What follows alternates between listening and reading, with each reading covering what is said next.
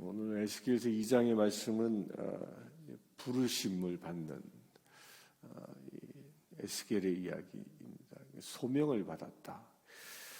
이 1장의 말씀은 소명받기 전에 하나님이 어떤 환상을 보여주시죠.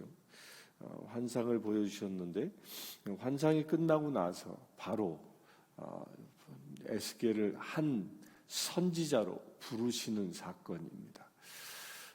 이게 그 성직자의 길을 가는 사람들에게 공통점 중에 하나가 부르심을 받았다라는 겁니다. 그 성직의 길은 내가 좋아서 하는 게 아니라 그 직분은 하나님이 부르셨기 때문에 내가 그 부르심에 순종하며 나아간다라는 겁니다. 그러니까 에스겔도 하나님이 그를 부르신 것입니다. 특별히 오늘 이 말씀 2장과 3장 3절까지의 이 말씀은 하나님이 에스겔을 어떻게 부르셨는지 그 부르신 목적에 관하여 기록하고 있는데요. 하나님이 에스겔을 부르신 것은 우리가 지난번에 보아한 것처럼 에스겔은 원래 그는 제사장이었습니다. 그가 나이 30이 되면 이제 대제사장이 되어 하나님 앞에 제사 드리는 자로서의 사명을 감당할 사람인데 그는 포로로 잡혀와서 더 이상 제사를 드릴 수 없는 상황이었습니다. 그런 제사를 드릴 수는 없었지만 하나님께서 그를 말씀을 전하는 선지자로 다시 부르신 것이죠. 선지자로 부르셔서 그 사명을 일깨워 주시는 장면이 오늘 말씀입니다. 곧 이야기의 중요한 포인트 중에 하나는요, 우리는 하나님께로부터 부름을 받은 존재라는 겁니다. 에스겔만 부름을 받은 것이 아니라 목사인 저처럼 성직자만 부름을 받은 것이 아니라 우리 모두는 다 하나님께로부터 부름받은 존재라는 것입니다. 바로 이런 주장을 마틴 루터는 종교개혁 당시에 이렇게 얘기합니다. 모든 주의 백성들은 하나님의 제사장이다. 곧 만인이 제사장으로 부름받은 존재다라고 이야기하죠. 곧 우리들은 내가 교회 안에 직분이 무엇이든지 관계없이 내가 어떤 직분을 받았는가에 관계없이 우리는 모두 다 하나님께로부터 부름받은 존재다라는 겁니다. 그래서 우리는 살아가는데 하나님께서 우리를 부르셔서 우리를 주의 사자로 삼으셨기 때문에 그 부르신 목적에 합당하게 살아가면 그것이 바로 우리의 인생이 되어지는 것이다. 에스겔은 그 부르심 받은 자대로 살아갑니다. 2장 1절에 보면 그가 내게 이르시되 인자야라고 그 에스겔을 부르십니다. 에스겔을 부를 때 인자야라고 부르는 것, 인자야라는 말이 뭐예요? 사람의 아들이란 말이죠. 사람의 아들이란 말인데 이 사람의 아들로 부를 때에는 이 인자라는 말은 크게 두 가지의 의미가 있습니다. 그 첫 번째 의미는 예수 그리스도도 당신 스스로를 나는 사람의 아들이다, 인자다라고 표현하죠. 그렇게 사람의 아들, 하나님의 아들 그런 뜻도 강하게 있고요. 그 이전에 예수 그리스도를 상징하는 인자라는 말 이전에는 이 아담이라는 말이 그 원어에 사용되어져 있는데 이것은 티끌과 같은 존재다라는 뜻입니다. 다시 얘기하면 하나님께서 인자야라고 에스겔을 부르실 때는 너는 하나님 앞에서 연약한 티끌과 같은 존재인 자다라는 그런 뜻으로 부르신 것이라는 겁니다. 우리는 하나님 앞에 티끌과 같은 존재입니다. 그러나 하나님께서 티끌과 같은 나를 부르셔서 무슨 일을 하십니까? 에스겔이라는 티끌과 같은 먼지와 같은 존재이지만 그를 부르셔서 이스라엘 민족에게 당신의 메시지를 말씀을 전하는 복음 전달자로 선지자로 사용하신다는 것입니다. 우리는 세상의 인자처럼 그렇게 티끌과 같은 존재일지라도 하나님께로부터 부름받는 그 순간 세상을 살리는 자로, 죽어가는 심령 패역한 자들을 살리는 자로 우리는 쓰임 받는다는 것입니다. 지금의 나의 형편과 처지가 늙고 병들고 연약할지라도요, 주님이 나를 그렇게 티끌과 같은 존재일지라도 주님이 나를 부르시는 순간 우리는 주님께 쓰임 받는 존재가 되어지는 것입니다. 어떤 시인은 그런 얘기를 하죠. 녹슬어 이 폐기 처분되어지는 인생이 아니라 다 사용하고 사용해서 닳아서 없어지는 인생이 되기를 원한다고요. 우리는 그런 존재라는 거예요. 내 몸이 힘들고 연약하고 병들었다 할지라도 그게 녹슨 상태로 폐기 처분되어지는 존재가 아니라, 그렇다 할지라도 주님께 쓰임받아 닳아서 없어지는 그런 인생으로 주님은 우리를 택하셨다는 거예요. 그것이 바로 티끌과 같은 존재를 위대하게 사용하시는 하나님의 계획인 것입니다. 그 일을 위하여 저와 여러분들을 오늘 주님은 부르신 것입니다. 그렇게 부르셔서 주님은 이 사명을 주시는데, 2절에 보면 내게 말씀하실 때 그 영이 내게 임하사, 내 영이, 그의 영이 내게 임하사. 그러니까 말씀하실 때 영이 임했다. 곧 하나님께서 말씀을 주시면서 우리에게 성령이 임했다라는 겁니다. 여기서 우리가 주의 깊게 봐야 합니다. 말씀 가운데에 성령이 임하신다는 거예요. 그 성령을 받는다라는 건 어떤 특별한 의식을 통해서도 성령을 받을 수 있습니다. 성령 충만한 사람의 안수기도를 통해서도 성령을 받을 수 있습니다. 또한 그럼에도 불구하고 또한 이 말씀을 통해서도, 우리가 말씀을 주야로 묵상하면서도 성령을 받을 수 있다라는 겁니다. 우리의 선배 신앙인들 가운데는 이 말씀을 깊게 묵상하다 성령을 받았다고 간증하는 사람들이 굉장히 많습니다. 왜 말씀을 묵상하면 성령이 임하는 것을 경험할까요? 그 이유는 하나입니다. 이 말씀을 기록하신 분이 성령 하나님이시기 때문입니다. 따라서 이 말씀은 성령 하나님이에요. 말씀이 육신이 되신 분이 예수 그리스도인 것처럼 이 말씀을 기록하신 분이 성령 하나님이십니다. 따라서 기록하신 그 성령 하나님의 그 말씀을 내가 주야로 묵상하고 내가 받아들일 때 그 말씀과 더불어 성령 하나님이 내게 임하시는 것입니다. 여기서 말씀을 묵상한다는 말이 무엇입니까? 말씀을 내 안에 받아들이는 걸 얘기합니다. 오늘 에스겔서는 그 말씀을 어떻게 받아들였는지를 3장 1절에서 3절에서 설명하고 있지요. 좀 이따 그걸 보도록 하겠습니다. 그러면서 말씀이 임하고 성령이 그에게 임하면서 3절에 보면 나를 배반한 자에게 보내노라. 나를 배반한 자, 곧 이스라엘 자손인데 그 이스라엘 자손을 어떻게 설명하고 있습니까? 3절에 보면 내가 너를 이스라엘 자손 곧 패역한 백성, 나를 배반한 자에게 보낸다. 그러니까 하나님께서는 이스라엘에게 보내는데 그들을 패역한 자라 표현합니다. 이 패역했다라는 말은요, 내가 이제 그들을 이방인처럼 여긴다. 나를 반역했기 때문에 이방인처럼 여긴다. 그런데 그 이방인처럼 여기는 그에게 내가 너를 보낸다라는 겁니다. 이게 좀 말이 이상할 수 있습니다. 하나님께서 이방인처럼 여긴다.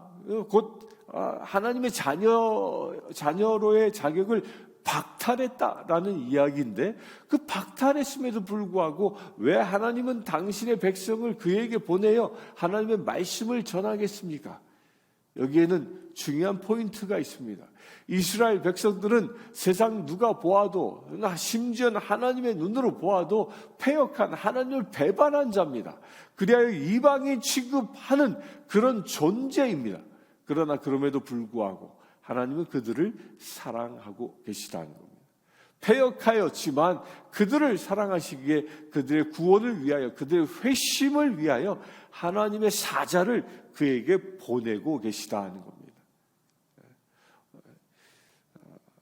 어떤 자입니까? 4절에 보면 이 자손은 얼굴이 뻔뻔하고 마음이 굳은 자라. 얼굴까지 뻔뻔합니다. 죄가 무엇인지 죄에 대하여 이 중독이 되어져서 그냥 뻔뻔하게 죄 짓는 자들, 뻔뻔하게 거짓말하는 자들, 뻔뻔하게 살인하는 자들, 죄책감조차도 없는 자, 그래 마음이 굳어있는 그런 사람, 그런 존재가 당시 이스라엘 사람들이었습니다. 이 말씀 2장의 말씀을 받는 그 시점은요, 이스라엘이 아직 완전히 멸망하지 않았던 시점입니다. 에스겔은 2차 포로 때 잡혀왔고 이제 3차 포로기까지는 약 한 4, 5년의 시간이 남아 있습니다. 곧 이스라엘 성전이 느부갓네살의 왕에 완전히 무너지기 직전입니다.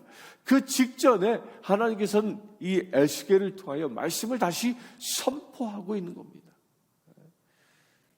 뻔뻔하고 마음이 굳은 자이지만 다시 한번 말씀을 선포하고 있음을 봅니다.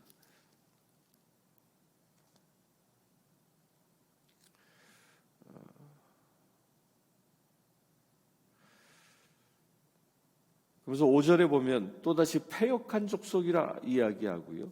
6절에 인자야 너는 비록 가시와 찔레와 함께 있으며 전갈 가운데 거주할지라도 그들을 두려워하지 말라라고 얘기합니다. 그 패역한 백성들에게 보내져서 말씀을 전하는데 두려워하지 말라.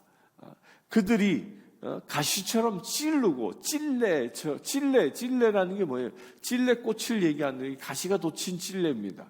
그 찔레처럼 가시와 찔레처럼 나를 찌르고 공격하고 심지어는 전갈에 독을 품은 것처럼 아프게 우리를 찔른다 할지라도 그를 두려워하지 말라고 주님은 예언하고 있는 것입니다.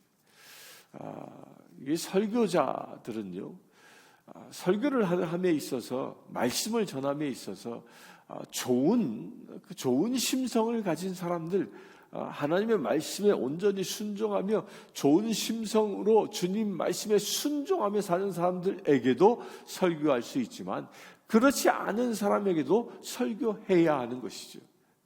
마음이 강팍해진 자, 마음에 가시와 찔레로 가득한 자, 전갈의 독을 품은 자일지라도 말씀을 선포해야 한다는 것입니다. 그 말씀을 선포하며 어떤 말씀을 선포합니까? 그들이 듣기를 좋아하는, 듣기 원하는 말을 전하는 게 아니라 그들의 비록 하나님의 말씀이 그들이 듣기에 거북할지라도 하나님의 말씀, 생명의 말씀을 선포해야 하는 것이 말씀을 전하는 자의 의무인 것입니다. 어떤 자세로요? 두려워하지 말고 담대한 자세로 전하라는 것입니다. 그래서 7절에 보면 그들은 심히 패역한 자라 그들이 듣든지 아니 듣든지 너는 내 말로 고할지니라. 듣든지 아니 듣든지. 우리가 전도자의 자세이기도 합니다. 전도자는 무엇입니까? 불신자들에게 생명의 말씀을 전하는 것입니다. 불신자는 어떤 존재입니까? 하나님을 배역한 자입니다.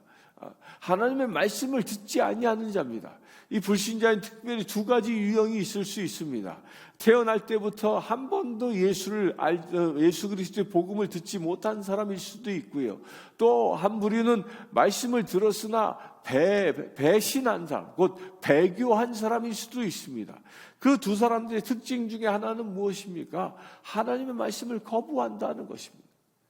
그러나 복음을 전하는 자는 그들이 말씀을 거부한다고 해서 말씀 전하는 것을 포기하는 것이 아니라 듣든지 아니 듣든지 하나님의 말씀을 선포해야 하는 것이 우리의 의무라는 것입니다. 그래서 주님은 내 말로 고할지어다 라고 명령하고 있는 것입니다. 내 말을 듣기를 원하는 자에게만 말씀을 전하는 것이 아니라 그들이 귀를 막고 눈을 감고 나를 밀어낸다 할지라도, 나를 거부한다 할지라도 말씀은 선포되어져야 한다는 것이죠. 그러면서 우리가 어떻게 말씀을 전해야 할지에 대하여 8절부터 13절에 말씀하고 있는데, 내 입을 벌리라, 내가 내게 주는 것을 먹으라 라고 말씀하시면서 그의 입을 벌려 하나님의 말씀을 전하십니다. 먹여주십니다. 그런데 여기서 말씀을 먹여주는 데 있어서요,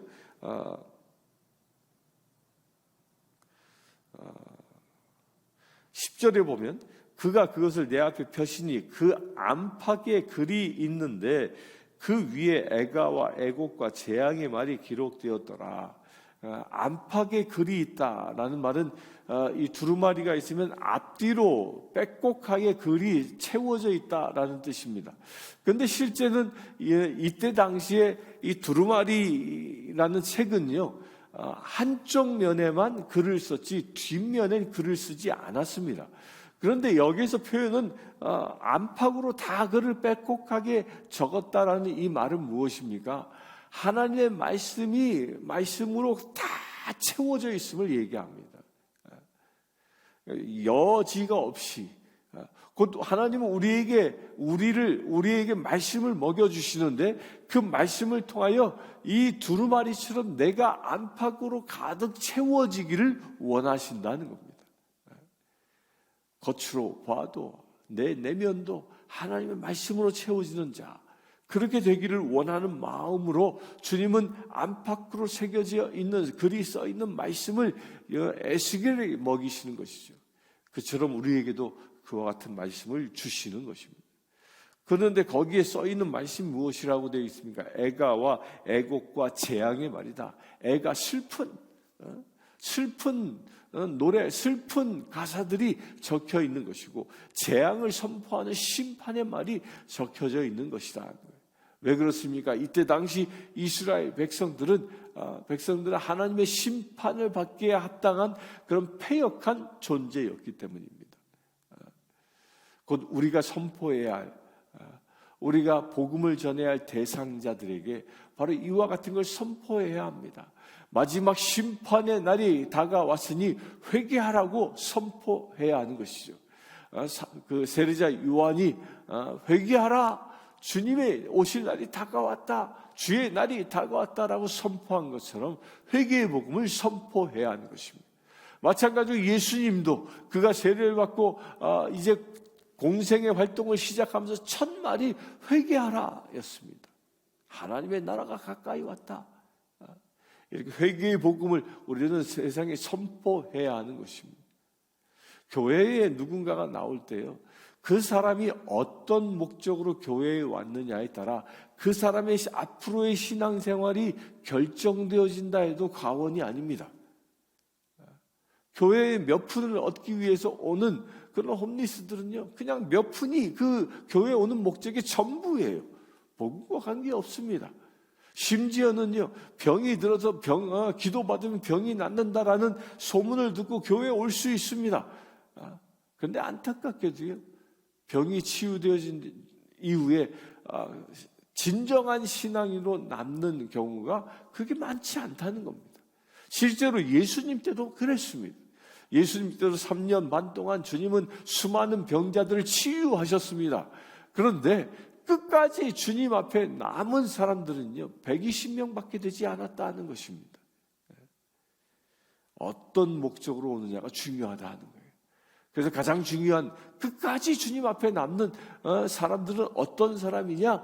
그들이 마음의 찔림을 받고 회개하며 내가 주님께로부터 죄사함을, 용서함을 얻기 위하여 나오는 자, 그래야 진정 구원을 사모하는 마음으로 나오는 자들이 그의 신앙이 끝까지 가는 것입니다.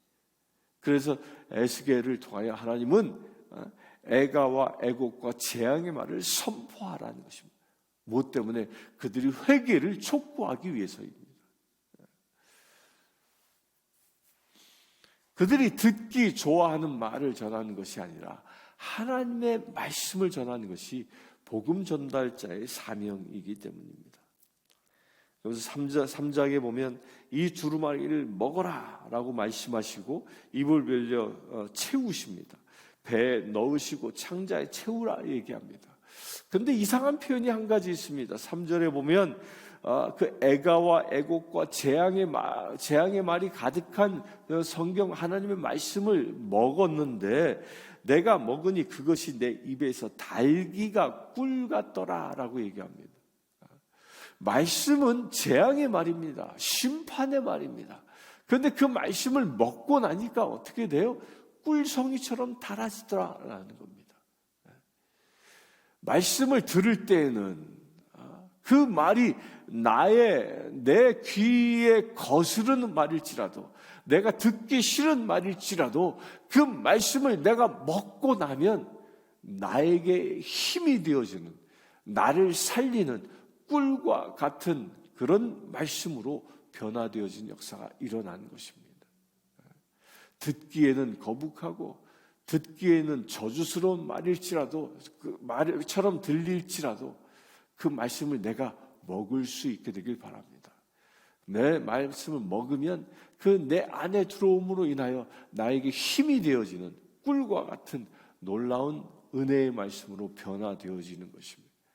오늘 하루를 살아가면서 이렇게 주님의 말씀으로 힘을 얻고 주님의 말씀으로 세상을 이기며 나아갈 수 있는 저와 여러분들 되시길 주의 이름으로 축원합니다.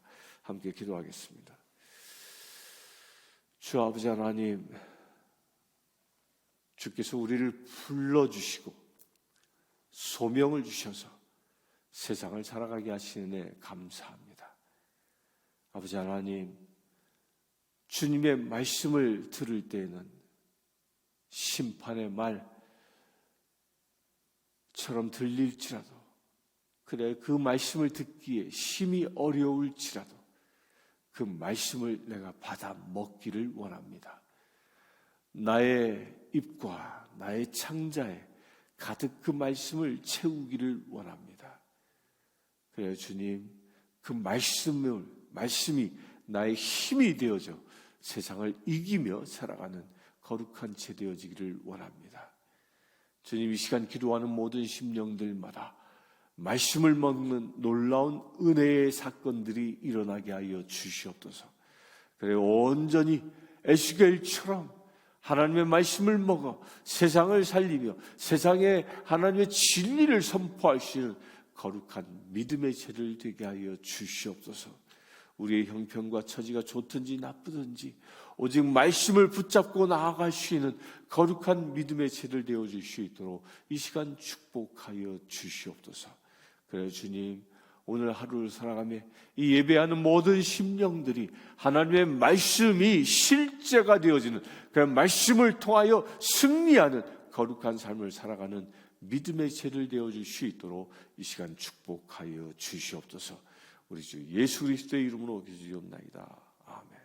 지금 우리 주 예수 그리스도의 은혜와 하나님의 크신 사랑과 성령 충만함이 늘 말씀을 받아 먹으며 순종하며 살아가기를 원한 주의 사랑하는 모든 죄들 위해 지금부터 영원토록 함께 하실지어다.